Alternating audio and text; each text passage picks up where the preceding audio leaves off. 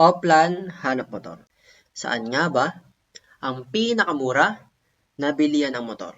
Kaya tara, samahan niyo ako alamin kung saan ang pinakamura na bilihan ng motor. Ang unang dealer na ating pupuntahan ay ang Moto Express. Cool. Parang ito. Ano yung dami ng smoke? Boss. Ayun, puti. Boss. Chat, ADB po. ADB 160.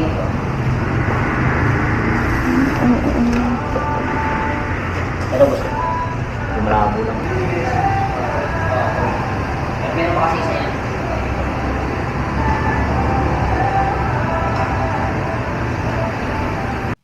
Ito yung price list ng cash at installment.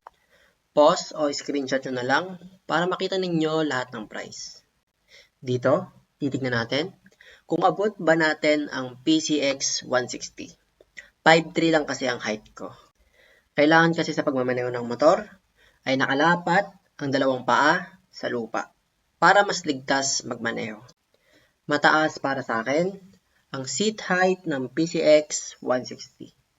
Hindi nakalapat ang dalawang paa ko sa sahig.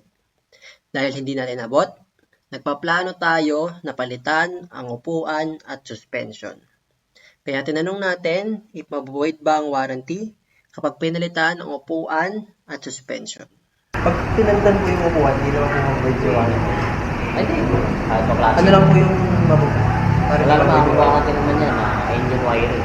Engine at saka wirings. Yun lang po dalawa. Sa upuan kulay, wala. Pati po yung suspension po, okay lang.